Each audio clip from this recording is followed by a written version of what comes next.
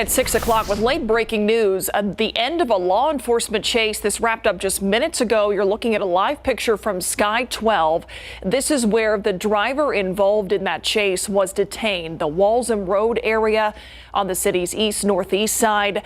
This started happening a little after 5 o'clock. According to reports, he led Bexar County Sheriff's deputies on a chase all across Bexar County. And this is where it came to an end here in that grassy field. The lead car there, a white SUV, is what the man was in. He apparently went off the road into that grassy area where he got stuck, and then police took him down. We do not know why sheriff's deputies were chasing that vehicle this afternoon, but we can tell you it first started off on I-37, then went over to 410 to Highway 181, and then over to South Cross, and then he remained on the surface streets for quite a while there before it came to an end.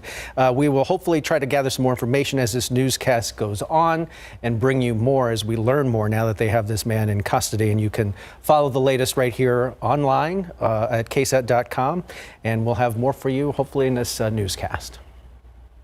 Meanwhile, it is where the legal system meets mental health. Comal County commissioners recently approved the creation of the county's first ever mental health court. It's part of an effort to keep those released from jail from reoffending and winding up back behind bars. Tiffany Huertas explains how this new program is expected to work.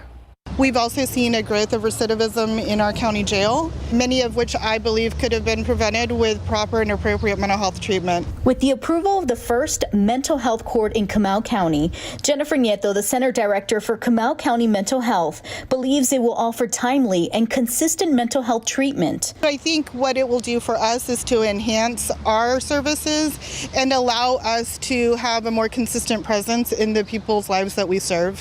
1 in every 5 adults is suffering from mental illness. County Court at Law Number 3 Judge Deborah Wigington is leading this new program. I think this is going to be a major step for our community in addressing a very real need. The new mental health court will track adults charged with a misdemeanor and diagnosed with mental illness. Our criminal track will have 5 phases that our participants will work through to divert them out of the criminal justice system. They will also track civil cases. We'll be able to enter them into our court system and track their cases, make sure they're following up with their mental health professionals, making sure they're on their medications, and providing any resources that they need. For this program, they will be hiring a mental health court coordinator and a mental health prosecutor. They are also wanting to partner with agencies that provide mental health treatment. Reporting from Comal County, Tiffany Huertas, KSAT 12 News. Police have released information about a man they say died in a motorcycle crash earlier today. 33-year-old Jacob Palencia was found dead in the median along I-10 near Vance Jackson. Police got to that scene just before 3 a.m. this morning to find the man's body. Investigators were able to determine this was a single motorcycle crash. No word on how it happened, and there are no criminal charges pending. As the city of San Antonio prepares to consider changes to how it handles policing, a newly elected councilman wants a different kind of investment in crime prevention. During a budget goal-setting session today, Councilman Jalen McKee Rodriguez, who represents District 2 over on the east side, said the city needs to invest in deterrence and fighting the root causes of crime rather than trying to bring on more officers. So when we're talking about investment, I think that means we need to invest in preventing domestic violence, in community policing efforts, in street lighting, in access to housing and jobs, security systems, as was said earlier, and restorative justice in schools, as well as investments in public health. Police Chief William McManus said he was on the same page as the councilman, using the metaphor of a merry-go-round of arresting people without addressing root causes. A night of partying has ended with a day in the hospital for 2 men after they were shot during a gathering at a home. It all happened in the 900 block of Southwest 36th Street. As Katrina Weber reports, San Antonio police believe one of them fired the shots.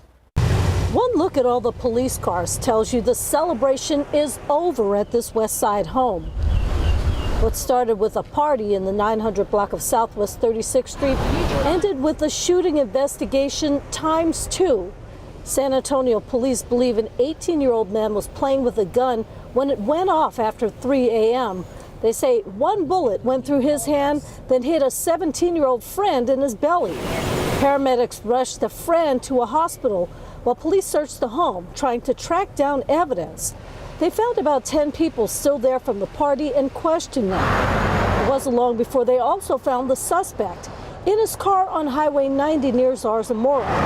Police believe he panicked while trying to drive himself to the hospital, then pulled over and called 911. They shut down a lane of traffic on the highway while they searched his car. The suspect also was treated at a hospital.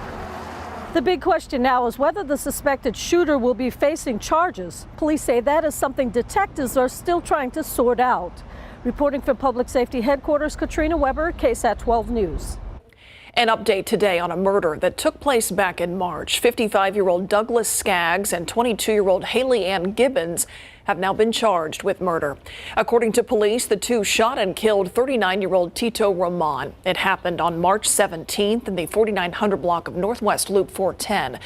There, police found Roman dead with a gunshot wound. Skaggs and Gibbons were arrested in Austin later that month and were extradited back to Bexar County.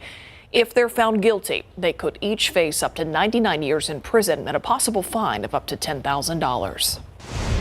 Today, a reversal from the Texas Supreme Court, the court ruling that the families of the victims in the shooting at the church in Sutherland Springs back in 2017 cannot sue Academy Sports and Outdoors for negligence. The court ruled 7-1 that the lower court was wrong in not awarding Academy a summary judgment in the lawsuits.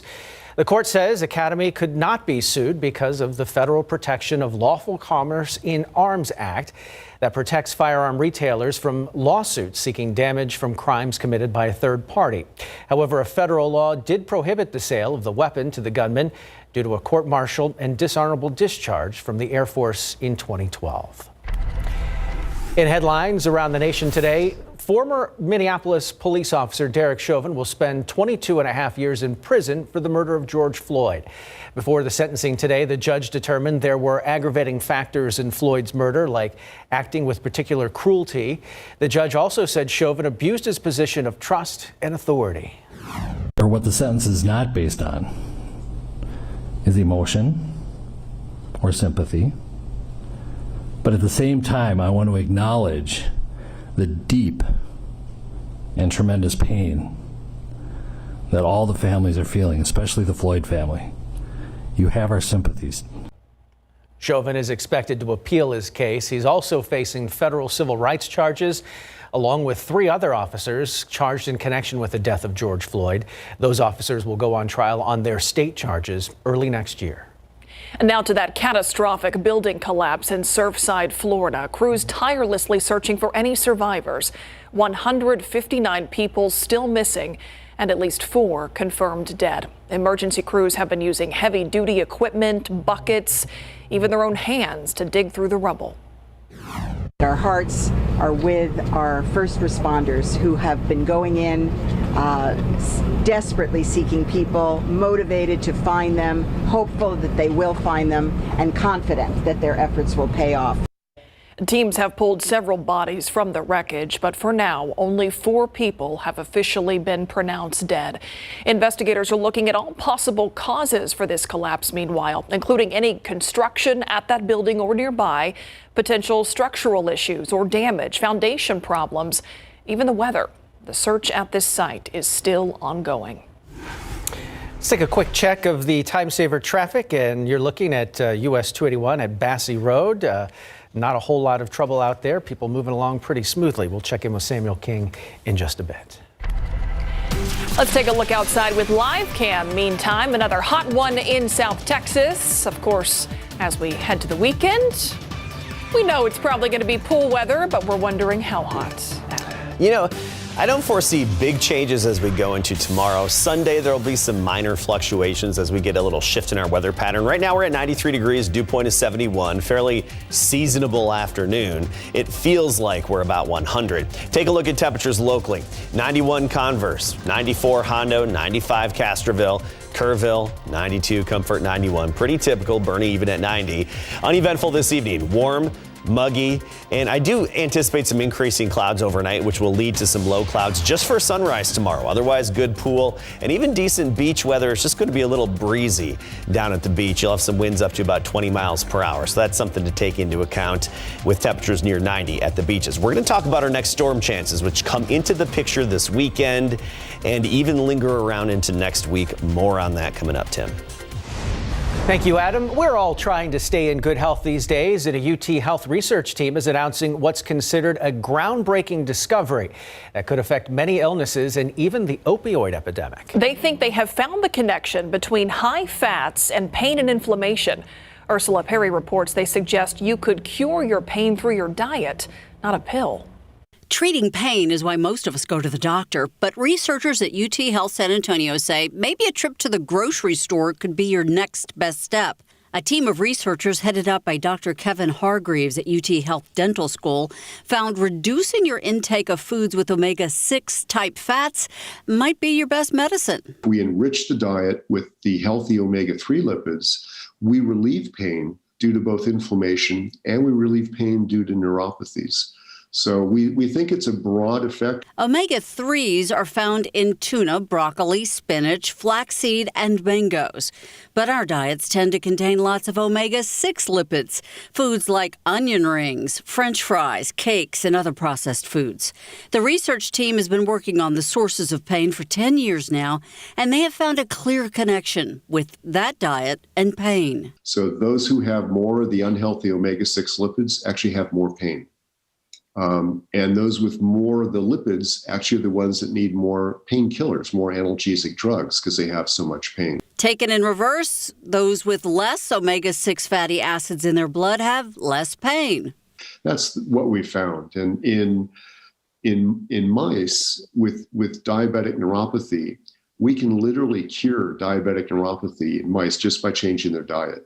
The research is expected to play a role with chronic pain patients just by changing their diet. It also could be used in creating new drugs that could block those unhealthy fatty acids from the bloodstream.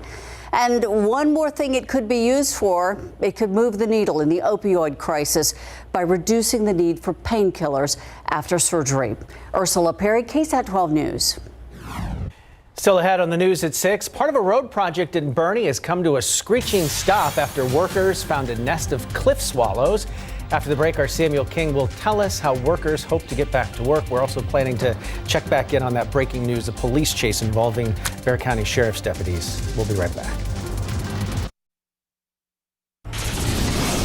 We want to go back to an update on that late breaking news we've been following since the beginning of this newscast. I believe we have a look from Sky 12 of a police chase, one involving Bexar County Sheriff's Office that has ended just minutes before 6 o'clock here in this grassy area. That's where the driver involved in this chase apparently bailed out of the car, got stuck in some way, eventually was tackled by law enforcement. You can see several vehicles there on scene. As this view changes a little bit here from Sky 12. Still don't know, though, why this driver was being chased in the first place. We can tell you he covered a lot of ground around Bexar County. He was on I-37, on Loop 410, Highway 181 before he finally made it over there to Walsham, where everything came to an end. At some points, we're told he was even going the wrong way on surface streets. We aren't aware of any sort of accidents or injuries to anybody as a result of this. We're keeping an eye on things, and when the sheriff's office gives us some new information, we'll certainly pass it on to you. And of course, it coming to an end right behind some homes there, so certainly a lot of people who may be home at this hour wondering what's going on, as well as our crews trying to gather some more information. We'll keep you updated. Now to an update on a road project in Boerne that has literally gone to the birds. Yeah, crews are having to work around a flock of cliff swallows that have nestled there under a bridge. Our Samuel King joins us now live to talk more about that. And Tim, we're still wondering when these birds are going to move on. They're hopeful it will happen in a matter of weeks. In the meantime, work continues on other parts of that project. Crews are planning to tear down that Main Street Bridge as part of a major project in Kendall County, reconfiguring the frontage roads along I-10 and revamping interchanges. The plans were delayed twice by weather, and then birds decided to come calling. The new date for the bridge demolition will be set once the birds seek other nesting spots elsewhere. TxDOT insists the overall project is not being delayed by the setback to the bridge work, as the demolition was originally planned for later this year. Again, they hope to do that soon. Bit of a busy evening here in the traffic center. This is a 35 and Loop 1604. You can kind of see what's going on there this evening. We did have a crash that was just cleared at that standpoint as we go over here to the traffic wall this evening. And so traffic moving well there, but we still have some delays as we look here at the map, down to 15 miles per hour on 35 approaching 1604. So that will slow you down. Loop 410, we're also continuing to see some issues there. It sounds like our maps have a case of the Fridays already. So 22 minutes now between 281 and I-10. So that's going to be something to keep in mind this evening. Had a crash there at the Crossroads area that is really slowing people down. We'll have another update, including some construction projects over the weekend coming up. Tim and Myra. All right, thanks, Samuel. We know we are headed towards a hot summer weekend here in South Texas. Still haven't hit 100? No. How many more days do you think I can ask that? And the answer is going to be no. Yeah, there have been years where we've never hit 100, and that has really happened. Oh, absolutely. But it's felt like 100. But of course, when you factor in the handy-dandy humidity. Still counts to Myra. It's not official, I know, but I don't work over there in the weather center, so I'll count. We're actually going to see temperatures fall off a little bit in the extended forecast. So that's something to look forward to for folks who don't love the mid-90s. We'll see temperatures level off and fall a little bit in the days ahead. Today we topped out at 94, and that's just 1 degree above the average. So the record high today, 103, set back in 2009. Del Rio hit 101, Carrizo Springs 100, Cotulla 102. Those were the hot spots, the typically warmer locations closer to the Rio Grande and south and west of San Antonio. Take a look at the state as a whole, mostly in the 90s today. El Paso, an exception at 102. Alpine 95, but then they had a thunderstorm hit in this afternoon. They actually went from the 90s down into the mid 60s. With a thunderstorm that hit. They had a nice little reprieve from the heat there for a bit. And right now, Alpine's at 74. You can see where we've had some shower activity. You see this yellow swath indicating some cooler temperatures there. Not necessarily hitting all the thermometers on the screen, but there have been some showers and storms, West Texas and the Panhandle, that have given some people a little brief respite from the heat. Right now, 93 San Antonio. 93 in New Braunfels, Fredericksburg 89, Uvalde at 95. Now tomorrow I think we'll be back in the mid 90s. Sunday, a little closer to 90, starting that little trend downward.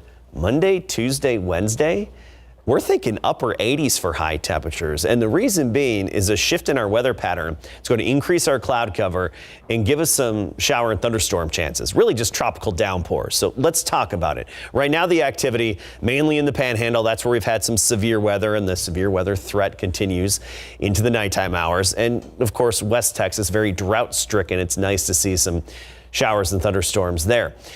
We still have the upper level heat high. It's weak, but it's still overhead, and it's influencing our weather. That's going to break down by later tomorrow. And we're watching this upper level disturbance. Now, we often talk about a little dip in the upper level flow. This is an upside down dip. I know it looks like a bump. It's an upside down dip.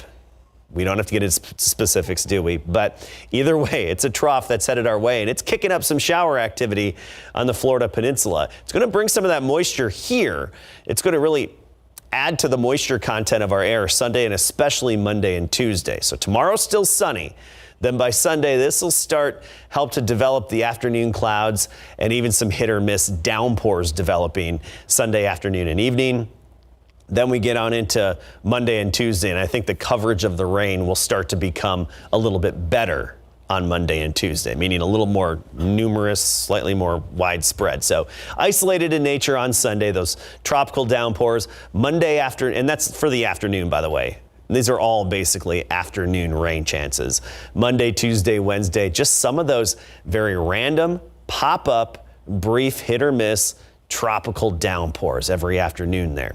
Tomorrow, just a good amount of sunshine, a lot of sunshine, good pool weather, a little breezy on the bays and down at the beach, even locally a southeasterly wind at 10 to 20.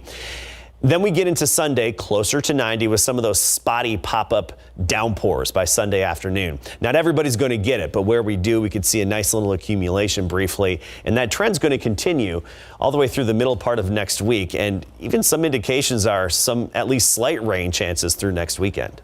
All right. Thank you, Adam.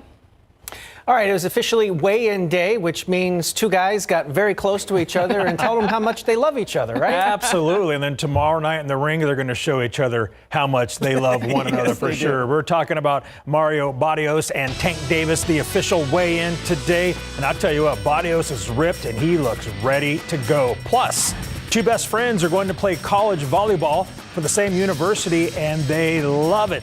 Coming up.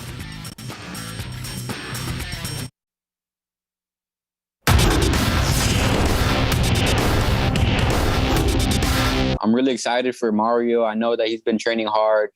He's motivated. You know, I mean, the whole city's behind him. San Antonio world champion Joshua Franco is ready to watch fellow 210 world champ Mario Barrios defend his title in big board sports. Today was the official weigh-in and final face-to-face stare-down between Barrios and Gervonta Davis ahead of their title fight tomorrow night. Both guys made weight. Mario came in at 139.5 pounds, while Davis tipped the scale at 139.75. Near the end of the ice-cold stare-down, Davis reached over and touched El Azteca's championship belt, and Mario just smiled in return. Barrios is defending his WBA super lightweight title and knows Tank will bring it. I mean, no doubt about it, Tank is by far, the toughest test. But, this is me having another title defense, and I'm going to do whatever it takes to be successful on Saturday. WBA super flyweight champion Joshua Franco is in Riverside, California, getting ready for his trilogy bout with Andrew Maloney on August 14th. El Profesor is more than ready to watch his good friend defend his belt. I'm just really excited for the fight. I know that he's going to win. I have confidence in him that he has all the skills. He has the power. Tank hasn't fought at 140 before. Mario's been there for a long time. He knows what it feels like to get hit by, bigger fighters. And I feel like he's going to give Tank a surprise coming Saturday night. Barrios Davis will go down tomorrow night at State Farm Arena in Atlanta. And Joshua says he's ordering the fight on Showtime pay-per-view and will watch it along with some other 210 boxers. San Antonio Spurs great Bruce Bowen spent the morning at Central Catholic High School watching his son play ball as part of the 10th annual Spurs and All-American Sports Nationals 500-plus elite team starting pool play today. Now, this gave us a chance to ask Bruce about Becky Hammon, a finalist for the Trailblazers head coaching job, on why she deserves to be an NBA head coach. I hope it happens for Becky because she is a true savant of the game. She understands what's required. She understands how to do things. She communicates well. So I hope that we'll have an organization that will look beyond the fact that, oh, Becky's a female, and really give her due diligence as far as what she's able to accomplish. Bruce pointed out two current NBA head coaches who are having playoff success in Mike Budenholzer and Monty Williams, who fall under Pop's coaching tree. Just two more examples why Bruce says Becky deserves it. Turning to volleyball, the University of Central Arkansas is ready to welcome two of the very best outside hitters from the area, Jamariana Hall from Taft High School and Esther Douglas from Smithson Valley High School, who train at Limitless Sports Academy. They met in third grade and became best friends. After elementary school, they got separated but never lost touch. Now, here they are, still best friends and about to play college volleyball for the Sugar Bears. We were never set on volleyball. We were always doing track or basketball or every other sport there is. But just the fact that we ended up together and just going to the same university and still remain that close friendship is pretty awesome. We were separated. She went to Smithson Valley. I went to communication arts. We were on total opposite ends of the spectrum, and for us to end up playing volleyball together in college, what? Who would have thought? That's crazy. Yeah, it was meant to be for us to be best friends. I told you. Best friends. You said. We're lifers. They are funny. Mari and Esther leave for Central Arkansas next week. Freshman orientation is July 30th, and we will have more with those two in the coming weeks, including some video that one of the moms provided to us that kind of embarrassed the young ladies. Uh-oh. Wow. Oh, yeah. That's a cool story. Yeah, right? The Sugar Bears. The Sugar Bears, to awesome. boot. Thanks, Larry. We'll be right back. More veterans have died by suicide than in combat post 9/11. That is the finding of a study done by Brown University's Cost of War Project. Of course, we're here in Military City, USA, and PTSD Awareness Day is coming up on June 27th on Sunday. So as today's KSAT Q&A guest, we want to bring in David Dean, who is a 25-year Army veteran, the general manager of the San Antonio chapter of the PTSD Foundation of America, to help us educate ourselves and our viewers and raise awareness about PTSD. David, thanks for being with us, first of all. PTSD, it's something a lot of people have heard of, think they know a lot about, but give us an overview of what this condition is and some of the signs and symptoms of it.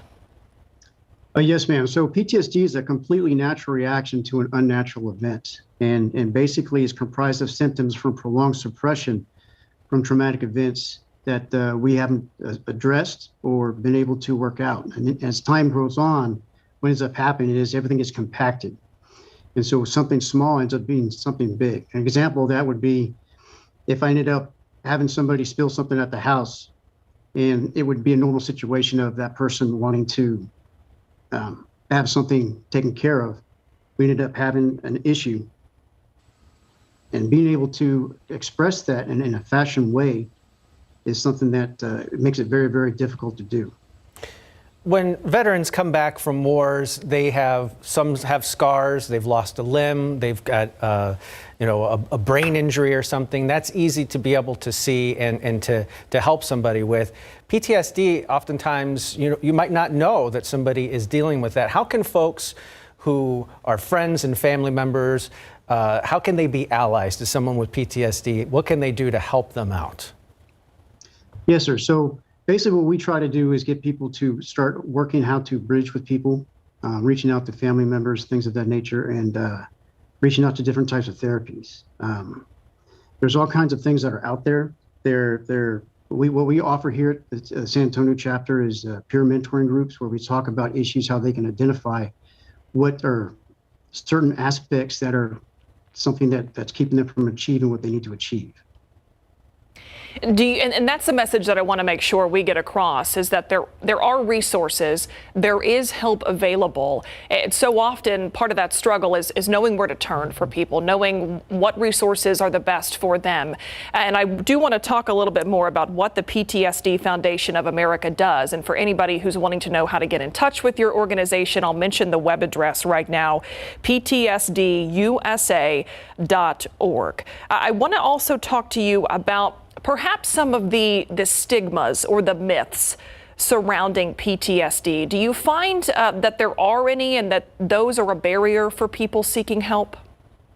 No, ma'am. PTSD is something that you can definitely work through. It is something that's basically what we try to push is post-traumatic growth, which is the cycle in which a person can gain confidence and empowerment from having experienced a post-traumatic event and then grow from it. It's all about growth. And what PTSD does, there's the symptoms involved with it. It prevents you from growing from it. You become stagnant. And so you're not able to interact. It creates isolation. And from that, it just spins off into worst scenarios.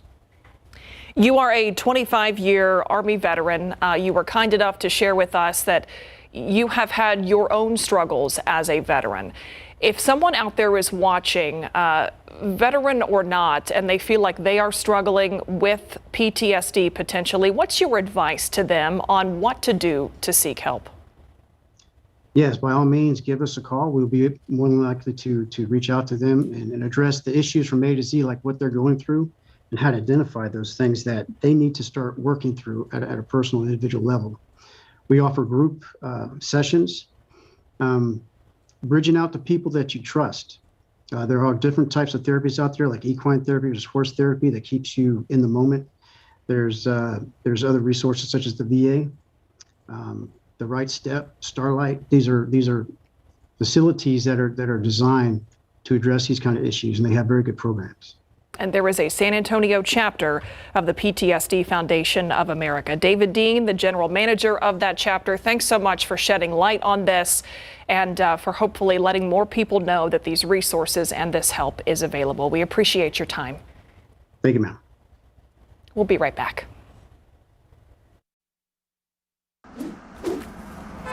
Welcome back, everybody. Just some reminders about some weekend construction. And we'll begin here on the west side, west of 604. This is Alamo Ranch Parkway at Westwood Loop. There's going to be some bridge work going on. There's been a project underway since January in this area. So if you live or work around there, you've seen it. So this is going to close this intersection all weekend, beginning at 10 o'clock this evening through Monday morning. So plan accordingly for that. Also, again, we'll have construction on Loop 410 West between Military Drive and Marbach Road. They are working on some bridge work out there as well. So that's going to be closed beginning at 8 tonight, and that also will run through Monday. We're talking about Bernie a lot, and we have some issues traffic-wise this evening on I-10. So if you're coming out of Bernie, major backup here all the way down to the county line here. So watch out for that today and tonight and this evening, and we'll keep you updated on that. This is Loop 410 at Jackson Keller. We've been watching delays on Loop 410. Seem to be getting a little bit better, but again, keep that in mind this evening. Pretty busy for a Friday evening, Tim and Myra. Thank you, Samuel. Look outside with live cam, plenty of sunshine, plenty of heat, but maybe a little relief in that heat coming our way, Adam? Yeah, you're going to need a pool or air conditioning for relief tomorrow, and then by Sunday, we'll start to see the temperatures trend downward a little bit, and then especially into next week. So we'll get into those details in a moment. Still 93 degrees right now, a seasonable afternoon and evening, 88 at 8 p.m., 10 p.m., 83 degrees. No shot at rain the rest of the day today, but rain chances are just around the corner and included in part of the weekend. I'll see you in a few minutes to talk about it.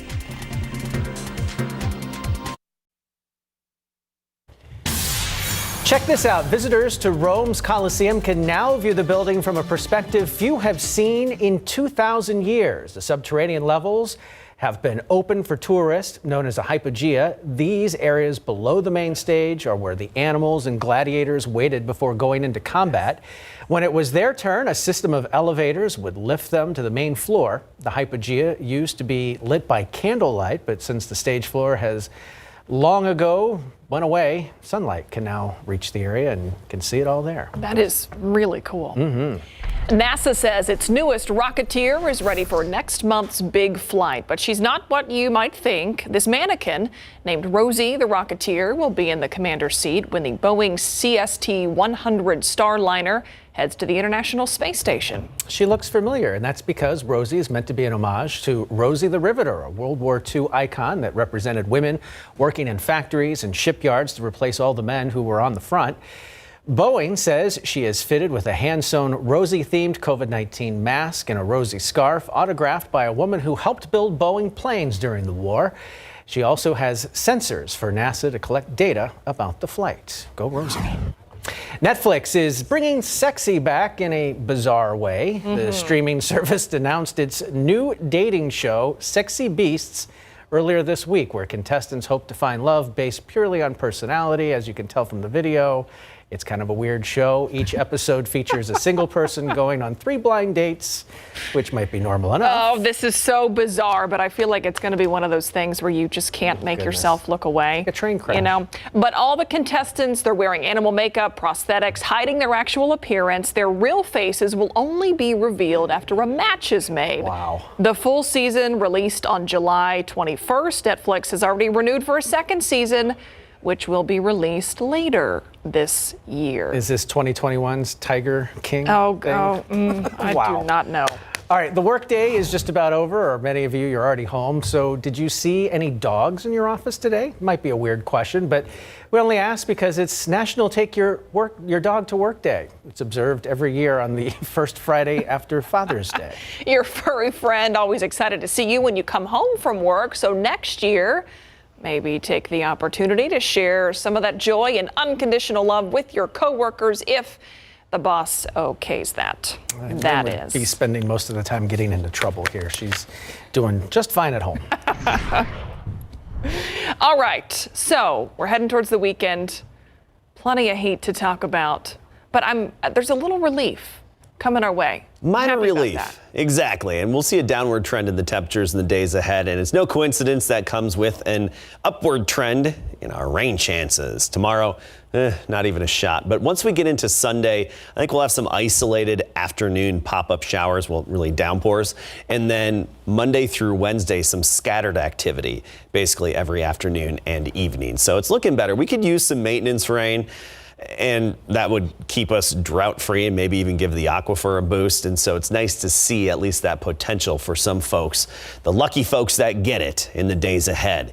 Right now, the activity up in the Panhandle and even stretching into Kansas, Oklahoma, that's where we've got some severe weather activity and more showers in West Texas. We're talking Alpine, Fort Davis, down toward Big Bend National Park. That's good because they need that action. Big Blue H breaking down. It's starting to break down. We're focusing now on this upper level disturbance that's over Florida, helping to generate decent showers and storms over the Florida Peninsula today. And I do think it's going to increase the moisture content of our air as it moves in Sunday, then especially into Monday and Tuesday. So tomorrow, still another sunny day. Sunday, I think we'll start the day with a decent amount of sunshine, but the clouds will be increasing, and then our instability and all around our parameters will help to boost a few showers and storms with this upper level disturbance that's coming on shore. And it's going to have a lot of moisture with it. It's a tropical system in nature. It's just chock full of moisture. And I do think that it's going to help wring some of that out over us. So the classic tropical downpours in the afternoon Sunday, and then especially into next week. Monday, we do think there will be slightly better coverage across our area. Same goes for Tuesday and Wednesday. So Sunday's kind of our intro into it. And then every afternoon, Monday through Wednesday, I think we'll have better coverage, and the showers will be a little more numerous. But the hit or miss, random, we'll just have to cross our fingers to see if they actually hit your house in your neighborhood. Could be just a few miles away where they get a quick inch of rain and you get nothing. One of those scenarios, Sunday into next week. Today we started at 77, topped out at 94. The record, 103, set back in 2009. Right now we're at 93 degrees, but dew point is 71, so it feels like we're right near the century mark. And we still have that stout wind coming off the Gulf of Mexico, so dew points low 70s. It's sticky outside. It's late June in South Texas. So heat indices, for the most part, right around 100, about what you'd expect for this time of year. Actual air temperature is 100 south and west of San Antonio, the usual locations. Laredo, Cotulla, Carrizo Springs, Del Rio, at triple digits. Meanwhile, 93 in Pleasanton. And tomorrow, I think we'll start the day in the mid 70s, about 76 degrees. By the noon hour, up near 90. Then 95 the high. Southeasterly wind at 10 to 20, so a bit of a breeze out there again. If you're going to the beaches or the bays, you'll notice that wind, and there's going to be a chop on the bays this weekend as well, especially on Saturday because of that breeze. More specifically, you get into the hill country, lower 90s, Rock Springs, Fredericksburg, both 91 for a high temperature. Meanwhile, Lake Hill's about 94, Timberwood Park 94, Converse and Lavernia 95 for the high. We get into Sunday, we trim off a few degrees, because we'll have a little extra cloud cover and even some spotty showers. We're thinking about 91 and not as much of a breeze out of the southeast at 5 to 10. Still decent pool weather on Sunday. You'll be able to get it in. Just watch out in the afternoon and early evening where some of those downpours could set up. Then that better coverage of those downpours Monday on through Wednesday with highs then. Look at that. Upper 80s. Not bad at all this time of year. Thanks, Adam. Could use some of those showers. Thank you. In case you missed it, coming up next.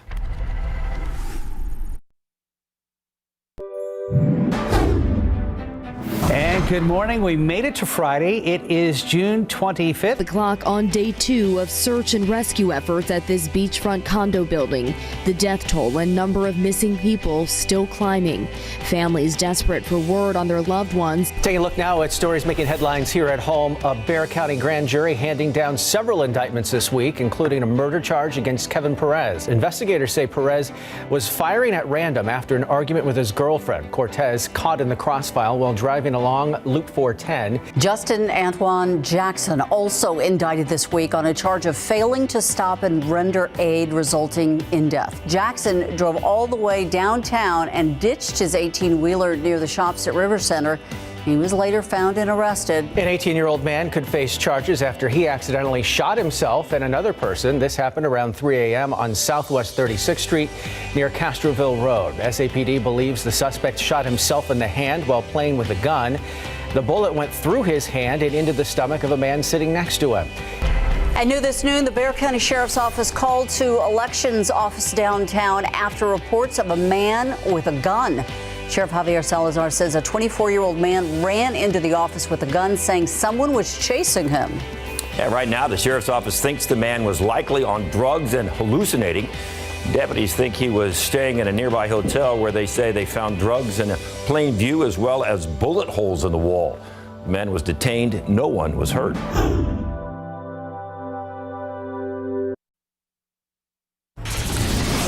All right, I want to get you an update on that police chase we started this show with a little bit earlier. The man we saw was arrested, has now been identified as a 42-year-old man. However, they have not yet released his name. This is video Sky 12 shot earlier of that chase in progress. The driver of this vehicle eventually caught when that car came to a stop in a grassy area. Officers were able to tackle this person, take that person into custody. We now know that he is facing charges of theft of a vehicle and evading arrest. Bexar County Sheriff's deputies say that they spotted a stolen vehicle near I-35 South and Southwest Military around 5 o'clock today. They tried to make that stop near I-37 at Southeast Loop 410, but as you can tell, that stop was not able to happen. The driver kept on going, went on a lot of surface streets throughout this chase as well. Going the wrong way at some points and crossing over the concrete medians. This is where everything came to an end as he pulled over into that grassy area. Looks like he got stuck, got out, and made a run for it. Deputies right there behind him taking him down. We have not heard of any sort of accidents or any injuries to anyone as this was all going on. Again, we do not have the name of that person arrested, but we are continuing to follow that. We'll have more information as we get it online at KSAT.com and on the Night Beat tonight at 10. Until then, have a good evening. We'll see you back here tonight at 10.